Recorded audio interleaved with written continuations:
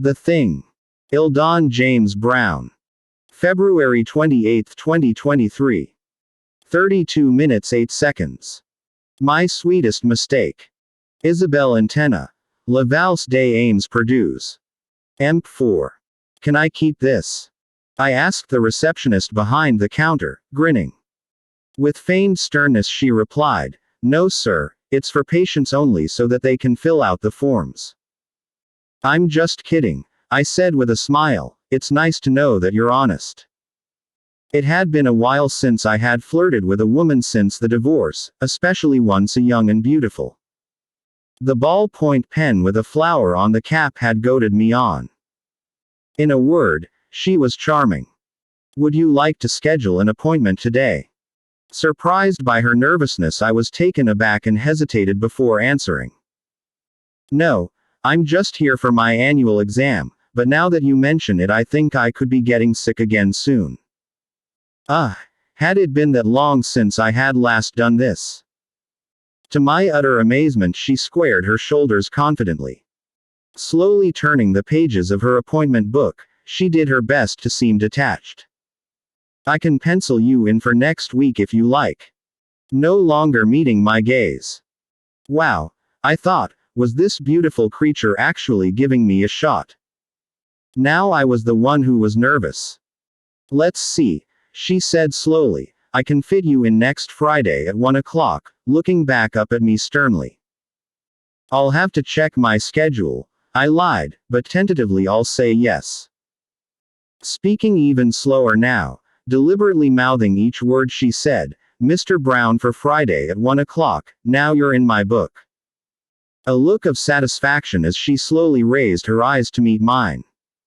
"Then it's a date," I said with a wink. She then abruptly rose and left her desk. Unsure if I had blown it with my antique skills, I sat down and waited to be seen. When I looked back at the desk, she was gone. After the doc and I were done, I sat back down to wait for my ride. The room was empty now. 10 minutes pass and a group of young women come through the front door. All were nicely dressed and excitedly talking with each other, apparently on their way to a function. I tried my best to ignore them. Where was that ride of mine? It was then that I saw her. She emerged from the back room and hurriedly rounded the front desk, a flash of exquisite beauty.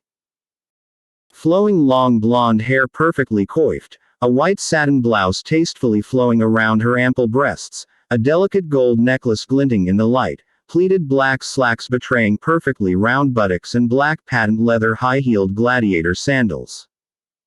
Toes were painted bright red and her feet were absolutely perfect, almost as if not real. I was stunned and had stopped breathing, unable to look away. Was this the young woman that I had been talking to just an hour before? The Thing approached the group of young women like an alpha leading her pack. Regal, confident, statuesque and flawless. Having greeted each one excitedly, she then abruptly straightened herself and turned in my direction. Yes, it was her, the woman I had just been talking to behind the desk. Her face was unmistakable but her body was strictly out of Vogue magazine, and that's exactly what she did. She posed for me, filling my eyes with the full power of her beauty. She was glorious, a mythical goddess come to life. It was all I could do not to run to her and caress her. I was amazed at the impulse to do so. I resisted. The gaggle of young women began heading towards the door, talking excitedly as they did. The group had actually gotten outside of the door before realizing they were one short. Now outside, the women began to count one another with alarm. Realizing that their friend had remained in the building, they rushed back inside to retrieve her, never having looked at me once. It was almost comical to see them gather around her, bewildered as to why she was just standing still. "Heather, come on. Come on, Heather, let's go. Heather, what's wrong?" Finally, Heather reluctantly gave in to them and reanimated, a slight look of disappointment with a hint of frustration on her face, departing in a huff. She had never looked directly at me, but is that a worthy excuse? I kicked myself for not giving in to her invitation, concerned that I had damaged her esteem. It had been so long since dating that I had become a novice again, unable to read the signals. It had been 23 years since I had been in college, and this was, after all, a postgraduate UC Berkeley optometry clinic. The week passed and I grew anxious. Would Heather still be as receptive as before, or was she now displeased? Having time to think about our little encounter, I could not help but now feel somewhat paternal. It happened quite frequently back then, young women flirting with me, as I did not look my age. Something about her, though, had been different. There was a curious vulnerability there that did not befit a beauty such as hers, almost as if she were in need of something that even she could not identify. A friend disguised as a lover, perhaps. Heather invaded my thoughts the entire rest of the week. Were there also issues involved? I determined to be kind and gentle no matter her demeanor, the risk of being friend-zoned no longer a consideration. Well, hello there, is it Heather? I pretended. What a pretty name for such a beautiful girl. Has it already been a week since I was here? Good afternoon, sir. Do you have an appointment today? Heather responded coldly. Yes, I do, ma'am, I teased. I've been looking forward to it all week. And what is your name, sir? The punishment continued. Feigning being hurt, I grabbed my chest and said, forgotten so soon. Oh well, the pretty ones always do. My name is Eldon Brown. Very pleased to meet you, Heather, I chided with nothing to lose. Now silently glaring, Heather restrained a hot response. Please take a seat and I'll call you when the doctor is ready. Heather said curtly. Thank you, Heather, and I just wanted to tell you that last Friday I thought that you were very beautiful. You took my breath away. For the first time her tone softened. Paid the required compliment, she could now afford to be generous, I hoped. Yes, I really do like you, Heather. Really, I do, I silently wished I could just say. Please have a seat and I'll call you when it's time. Heather said coolly. Continuing the game, it was now my turn to be polite and indifferent. Thank you, ma'am, I'll be right over there. Pointing to the obscurest corner of the room. I then went to exile myself and wait for her to confirm that I was all alone sitting there. As I quietly sat, I waited for her to look at me. As soon as she did and then looked away, I got up and sneaked over to the door. A young Polynesian security guard sat posted and I started to chat her up. I made a point of being loud enough for Heather to hear, making sure my back was to her across the room. The Poly girl was really nice and the conversation was easy. I like island folks and their culture. I genuinely forgot where I was at. No sooner than we began to be friends do I hear Heather's gentle voice immediately behind me, somehow on top of me. She seemed to be purring. Mr. Brown, the doctor is ready for you now. She gently cooed. So soft and loving was her tone that my stomach was instantly filled with butterflies. When I turned around to face her, it was like seeing her for the very first time. I just stood there speechless, gaping in awe, like a movie scene.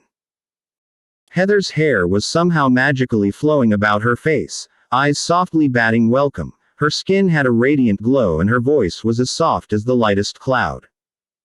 Slowly she put her head down, turned and very slowly, deliberately, led me back across the room, every step an earthquake of confidence. She knew I was in lockstep right behind her. If she had walked off a cliff, I would happily have followed. It seemed for all the world like a wedding march, and I was helplessly connected to her by leash. Everyone seemed to be staring. Heather never looked back. She led me into a short hallway and to a tiny examination room where she stopped by the open door. Instinctively I proceeded inside and sat down, facing her. There was this warm, unusually comfortable feeling that began to fill the room. It was as though we had known each other forever. Heather, now standing in the doorway still clutching her clipboard, slowly entered the room and gently closed the door behind her. She had a slight frown on her face as if deep in thought. "I feel like I know you from somewhere. Have we met before, Mr. Brown?" she quietly asked. "I've got the same feeling too," I responded. "It's like you're totally familiar to me for some reason, like we used to be good friends or something. Somehow I feel we were close in the past." Heather, still frowning and clutching her clipboard to her chest, begins to inch closer to me, almost as if she isn't aware of what she's doing. Attempting to lighten things a bit, I begin to nonsensically babble. "Maybe we've been to the same parties, ridiculous, or know some of the same people. Surely we've bumped into each other around town. Berkeley is such a tiny place." Heather continues, slowly advancing. I'm nervous now, not only because of the weird but wonderful kismet happening between us, but more so out of concern for her. Heather was clearly in a daze and I began to feel protective. Was she just coming out of a breakup? I've seen girls do strange things from heartbreak before. Or was this feeling we were both sharing a sign that we were meant to be more? My mind raced, but time for thinking had ran out. She was now standing directly between my parted legs, looking down on me, clipboard still clutched to her chest. At once I felt her body heat and smelled the delicate aroma of her perfume. Without thinking, I lifted my arms and gently wrapped them around the back of her thighs, pulling her to me. I don't know why I did it to this day, so unlike me, but it felt so right, so perfectly natural.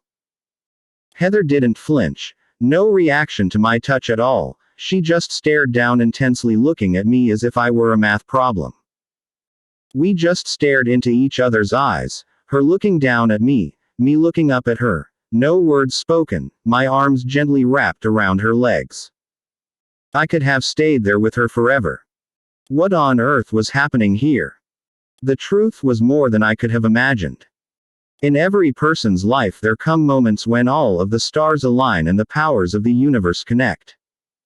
Heather and I were having one of those moments together. Faintly in the distance, as if a million miles away, I hear voices approaching. Heather doesn't move at all. Very concerned for her sake now, I gently begin to pat the back of her knees and plead with her to snap out of it. "Heather, sweetie, someone's coming, sweetheart. We need to be proper, doll. Come on, sweetheart, come on." As if in a replay with her friends a week before, she reluctantly concedes and slowly backs away, showing none of the urgency that I do. She doesn't take her eyes off me until the door opens. Thankfully, the doctor was teaching that day and was busy explaining some complicated thing or the other to a group of students. No one pays us any attention. Still a little panicked, I watch Heather exit the room. I never hear a word the doctor says. All I can think about is what the heck is going on. Clearly the girl is troubled about something, but then I felt the same thing too. I've learned the hard way to trust my gut, and right now it was telling me that Heather and I had some connection that needed to be explored. I resolved to get her number before leaving. After the exam, I returned to the front lobby where Heather is busy at her desk with another patient. As soon as she was alone, I approached her as though nothing out of the ordinary had happened. She was furtive and embarrassed. I try coming up with something as fast as I can. "Heather, I can't bear the thought of waiting until my next exam to see you again. Can I take you on a date? We'll have fun, can do anything you want. Throw bread to the birds, give nuts to the squirrels. Just talk if you like. Wadu say. Well, I don't have a boyfriend right now, so I guess it would be okay. I don't know my work schedule yet, so you'll have to call me," she dubiously replies. Writing with the same flower pen that started it all, she puts her number on a post-it note and hands it to me cautiously.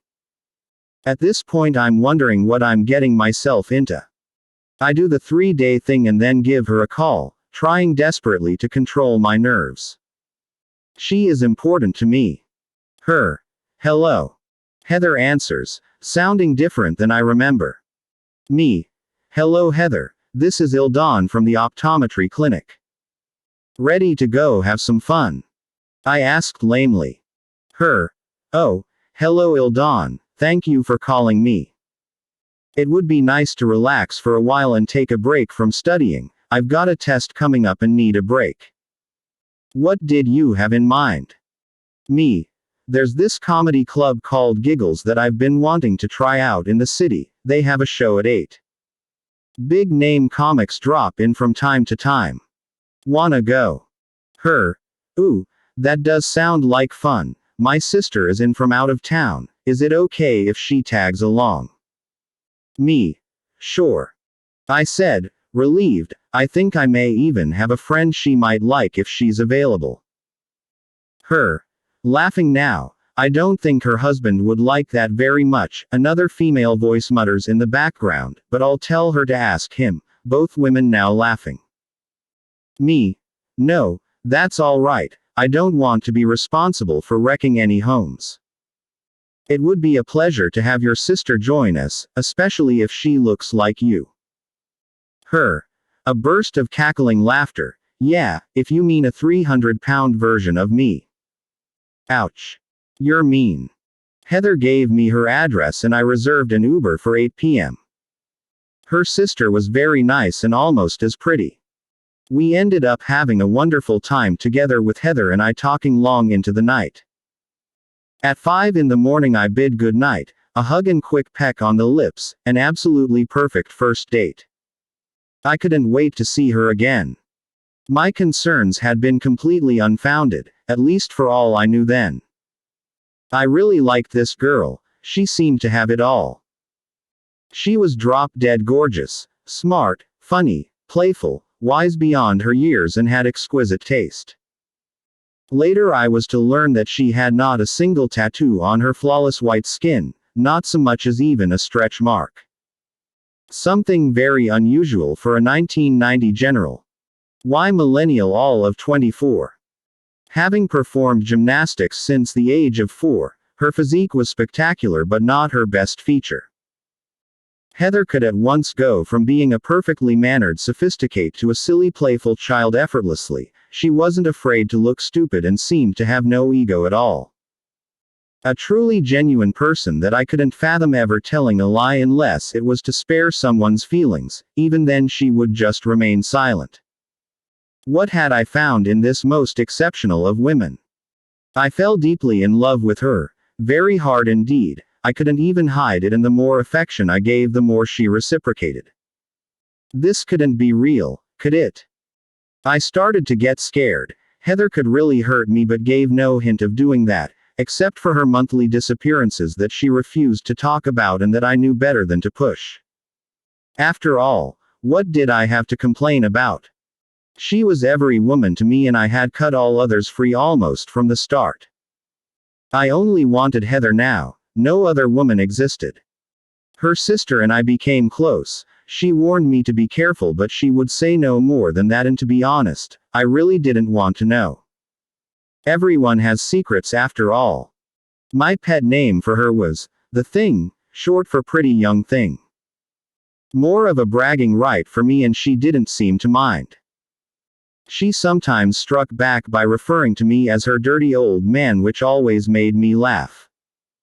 I would then go into my best old geezer impression and chase her around the room, her squealing with delight. I would have asked for her hand but was afraid to rock the boat. There were still her nerve-wracking monthly disappearances. I tried oh so hard to block them from my mind.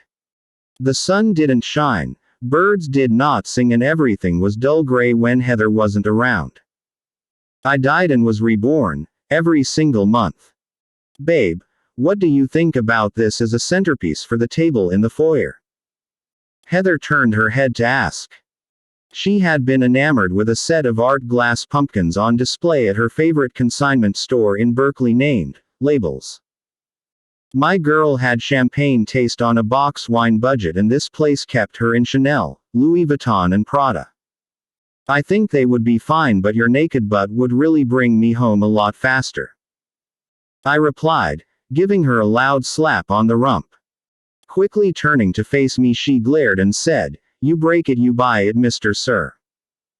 Heather then adopted a coy posture and quietly asked, were you thinking about buying it? My stomach began to knot.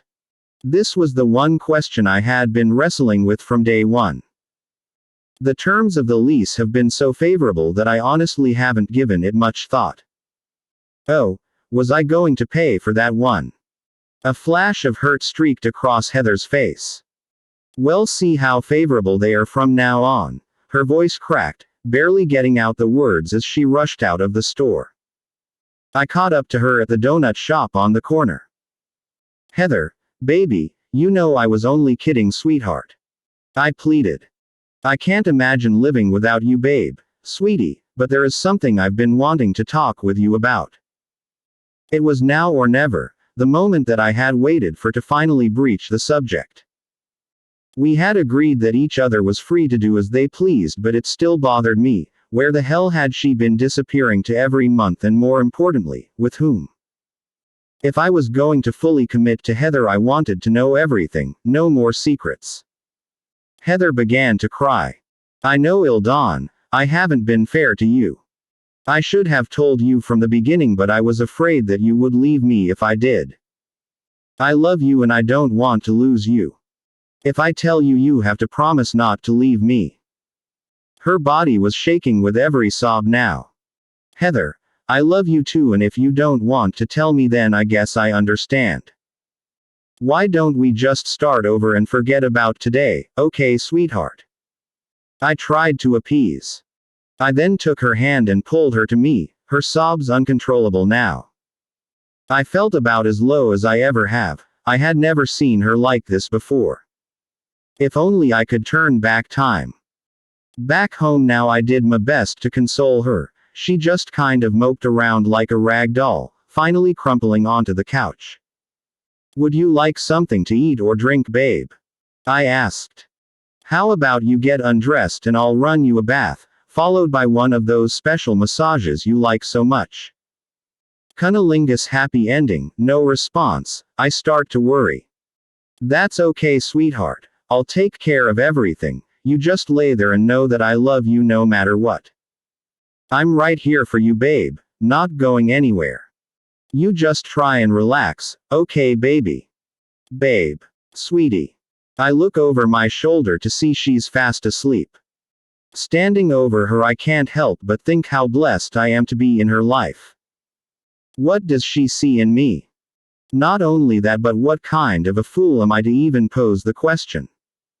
I'm happier than I ever thought I could be. Spaghetti in my arms, I lift her off the couch and take her to bed, being careful not to wake her. God, how I love watching her sleep, especially when she wakes up, so that I can quickly say, I love you, Heather, before she closes her eyes again.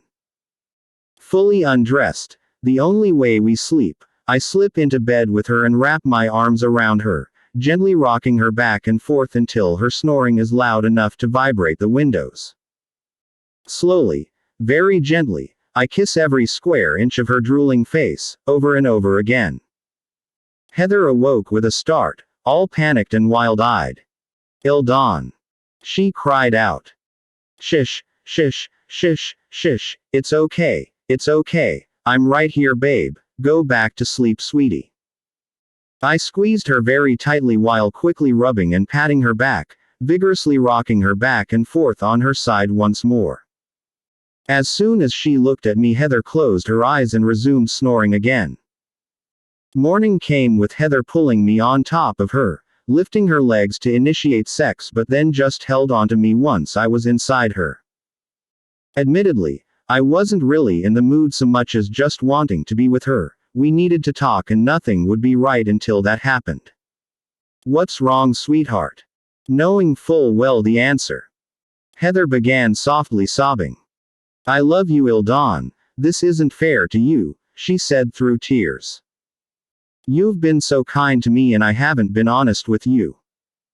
My stomach started knotting again. Whatever it is, babe, we can get through it. If you need more time, that's fine with me. I just don't want you walking out of my life. Please don't do that, okay, baby? This calmed her down. Okay, Okay, I promise, she said softly. Then, with the need to be as close to each other as a man and woman could be, we slowly finished what had been started. We didn't leave the bedroom until next morning came. Good morning, baby. I've made your favorites for breakfast.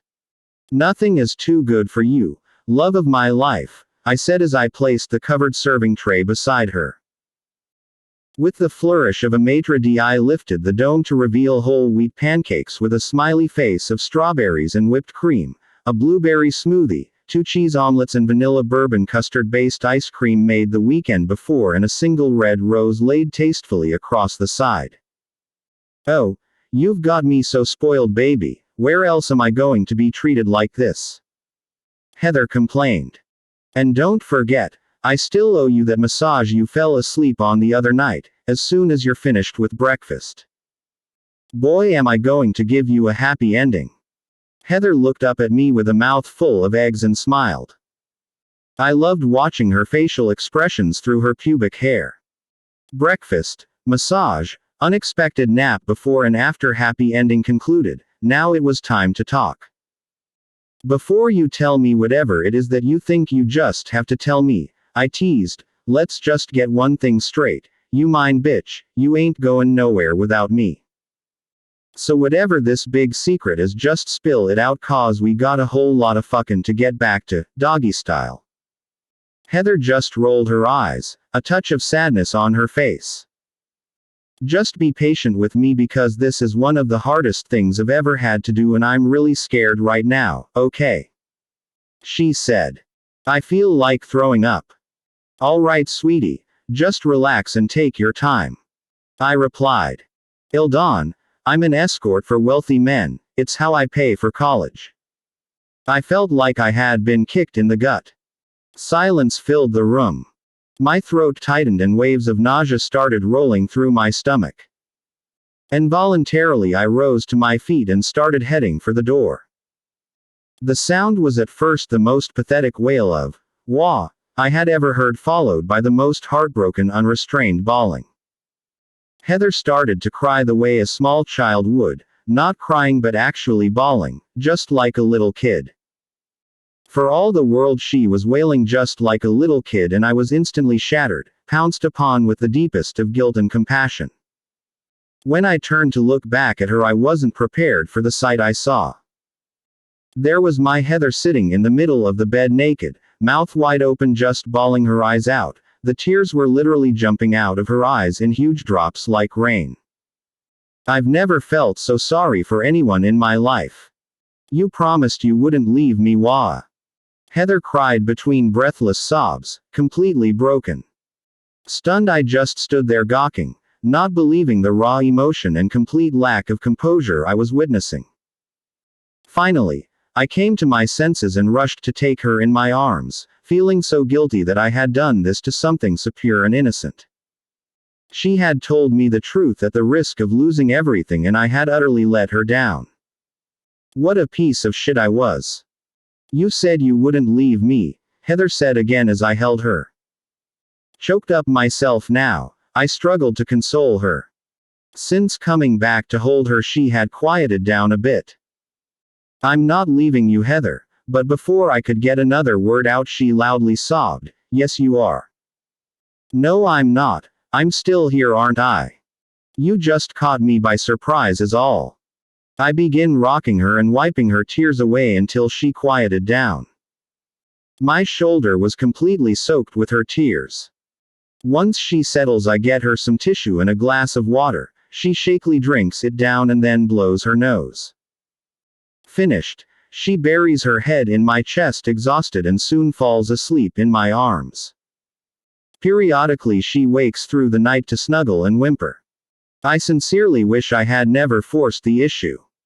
Morning came and I again prepare her breakfast, rubbing her back and buttocks to wake her. As soon as she woke up and looked at me, a huge tear rolled down her cheek. She then violently grabbed hold of me, spilling food all over the bed. Okay, sweetheart, that's okay. You don't have to cry over spilled eggs, I'll just make some more. Heather then pushed off of me and lightly punched my shoulder, exclaiming, "You hurt my feelings." With a pouting bottom lip. A wave of relief washes over me. Then this means I can still have the pussy, right? Heather fires back. "You ass, and you better not be fucking anybody else either because we're getting married, do you hear me?" She seemed very serious. "When? Tomorrow, after we have lots and lots of dirty sex?" I facetiously asked, playfully pulling on her leg. "No," she said sternly to my surprise. "Today, we go down to the courthouse today and fill out the application for a certificate of marriage. Then we go to the campus-free clinic for blood tests, and on Fridays they hold ceremonies with a justice of the peace." The little Manx had it all figured out. "We could just go to Vegas, but you got married to Beverly there, so I would rather we do it here. Later we can have a big ceremony for the rest of my family and yours. Oh, and baby, I went off birth control a month ago and I'm late. Congratulations, Daddy, you are going to be a father. By the way, you need to start working more because I am now retired." I just sat there looking at her stunned. All I could manage was, "You're pregnant. Are you sure it's mine?" To which she flatly responded, "I stopped taking clients almost as soon as we met, that's been 8 months ago. We've spent almost every waking moment in bed with no protection, what do you think?" I had to admit it was a stupid question. Not a day had gone by that we hadn't made passionate love at least 3 times a day, with the norm being 5 times a day. Our record had been 8 times in a single day for an entire 3-day weekend, never left the bed. We were quite literally joined at the hips. "You mean I'm going to be a father?" To which she replied, "Duh, that's kind of what happens when you keep your young fertile girlfriend on her back all the time, filled with your manhood and injecting her full of your seed. Yeah, your name is baby daddy from now on and our love child will be named Mocha," she teased. "Ah, don't be sad, Daddy. Here, come get some more of what got you into all this mess. Come on, you know you love it." Heather laid back and spread her legs wide apart while reaching for me with both arms. When I didn't move fast enough, she quickly jumped up and put me in her mouth. Soon, everything was back to normal. Holding her now on our front porch while watching our son and daughter play in the grass, I think I probably made the right decision to stay.